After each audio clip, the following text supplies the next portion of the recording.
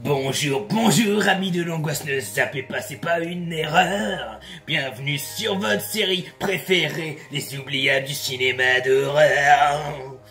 Oh yeah. Faut vraiment que j'arrête de fumer, moi. Animate your feet.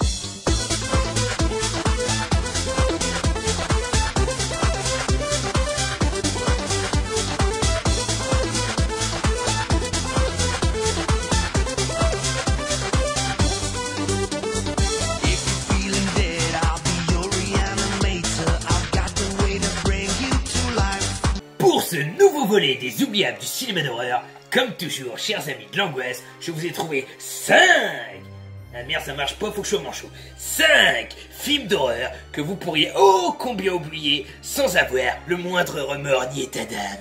Et on commence tout de suite avec Gamebox 1.0.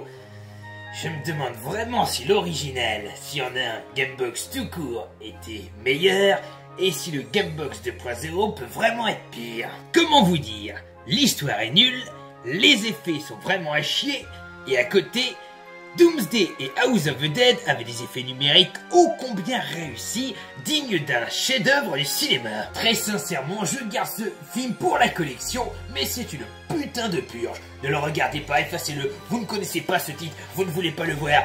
Garde celui qui le regarde, il va y perdre des neurones. Deuxième film, Spiral. Bon là vous allez me dire, c'est plus un thriller. Oui, mais il y a des morts, donc c'est un côté horrifique. Le principe, un jeune peintre tue.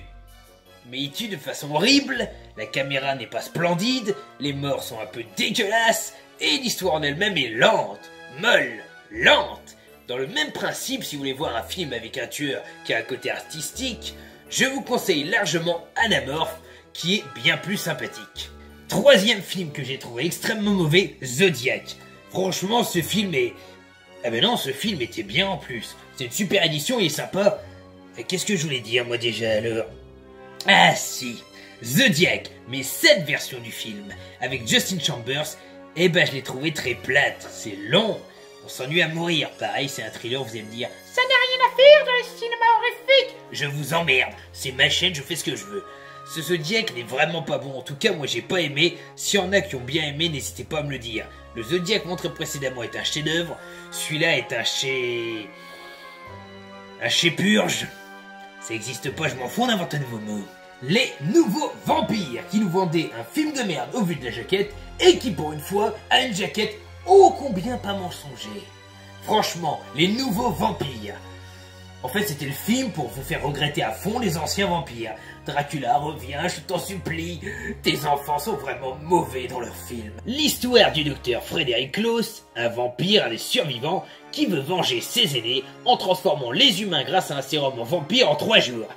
Si c'est pour être des vampires aussi nazes que cela, laisse-les sous terre. Les transforme pas, laisse-les en humains, on est déjà assez mauvais comme on est. En gros, le seul intérêt de ce film, c'est de vous faire prendre plaisir à voir les anciens films de vampires. Si vous les aimez, après avoir vu ça, vous allez les idolâtrer. Et je terminerai avec un week-end en enfer. Wow, ben ça, j'avoue que quand je l'ai vu un samedi, j'ai vraiment passé un week-end en enfer. Et non, c'est pas un jeu de mots. La jaquette aurait dû me prévenir, mais le film m'intriguait.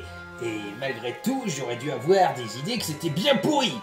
Mais non, je m'en suis pas douté, et le film est tout pété. Hein. J'ai l'impression que c'était réalisé par quelqu'un qui a jamais vu du sang de sa vie, parce que ça a loin de ressembler à du sang, qui a jamais vu comment se comportait un tueur dans sa vie, parce que le tueur n'est pas crédible pour dessous, et qui a les survivants les moins réalistes du monde. Tout ça filmé comme un projet Blair Witch, en moins bon, en largement moins bon, avec un scénar tout bateau, tout bidon, et du coup, ça restera pas dans les annales. Si ce n'est dans ceux des oubliables. Comme la fin du dernier épisode, voici un film que j'aimerais que vous regardiez si jamais vous avez le temps, vous le téléchargez, vous faites ce que vous voulez, même s'il est légal, j'en ai rien à foutre, je suis associé au diable, et que vous me donniez votre avis. Le film du jour sera Sentier Mystique. J'ai été séparé dans ma pensée entre le fait que le film me paraissait extrêmement mauvais et qu'il a eu plein de petits côtés sympathiques. Du coup, je ne saurais pas le situer entre un oubliable ou un film pas forcément un oublié, mais un film qui se laisse regarder et qui reste un film certes moyen, mais pas mauvais pour autant. Je vous laisse réfléchir et mener votre propre sentier mystique et vous dis à une prochaine.